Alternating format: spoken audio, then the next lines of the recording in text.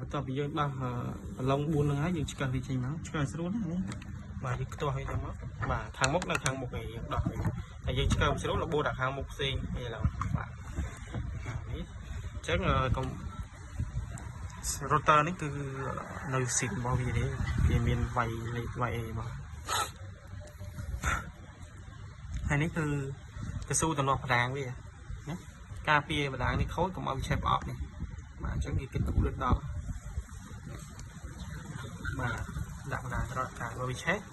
តែកស៊ូនេះទេវាឆេះដល់ប្រអប់នេះទេអញ្ចឹងប្រអប់យើងហ្នឹងបាទយើងទុកអានេះសិនយើងមកតាក់ទងជាមួយនឹងដុំ starter របស់យើងសិនបាទវានេះវាងាយស្រួលជាងចាំយើងទៅបន្តអានោះវាសេចក្ដីច្រើនមកកណ្ដាលមុខបាទអញ្ចឹងបើសិនយើងត្រូវបញ្ឆេះឬត្រូវការដោះដូរអីនេះប្រឡងវាបាទឃើញ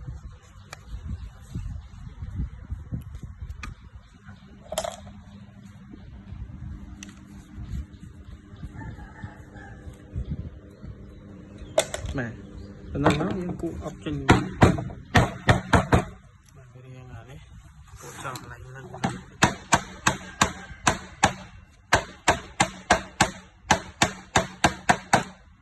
កម្មវាយកមកធ្លាក់ឌុប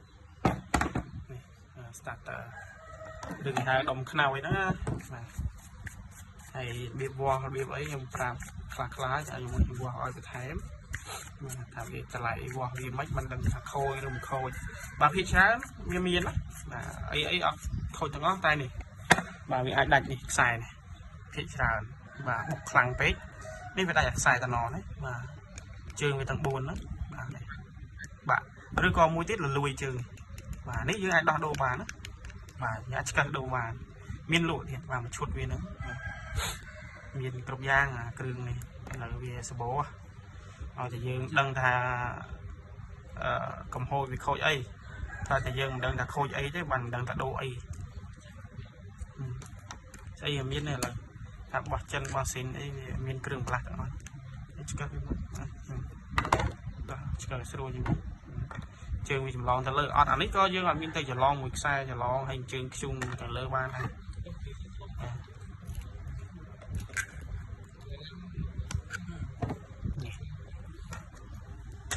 បាទណាខ្លះគឺដាច់ថ្លៃនេះឯងដាច់ទៅនឹងដែរអញ្ចឹងវាកំហូចច្រើនណាស់និយាយទៅវាក៏យើងជួបការងារច្រើនតិចបានយើងដឹងបាទថាវាការងារហ្នឹងវាមិនវាបរៀនយើងវិញទេការងារហ្នឹងបាទអញ្ចឹងយើងអូម៉ែតយើង digital ហ្នឹងអត់ចោលទេបាទវាមានលេខមានអីស្រួលបាទអាតនិកក៏ប្រើ digital ក៏ប្រើបាទតាមកន្លែងសាបាទនេះយើងវាស់មកបាទនេះគ្នាវាណាចុងដើមមកវានេះឆ្វេងនេះស្ដាំ3ចុចណា3.1ណាបាទឃើញទេ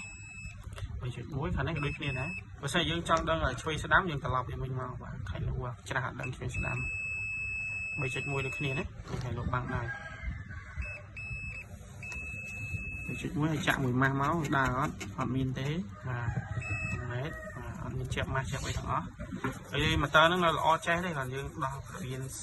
កូនសិស្សយល់ទេអញ្ចឹងហើយ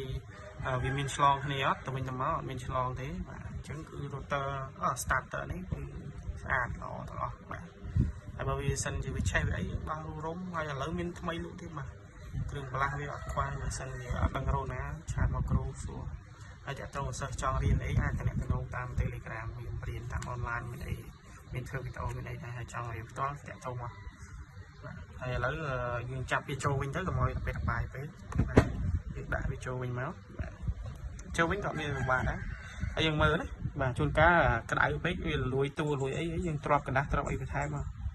បាទរុំกระดาษលើជុំមកជុំវិញกระดาษភេទស្ដើងទេ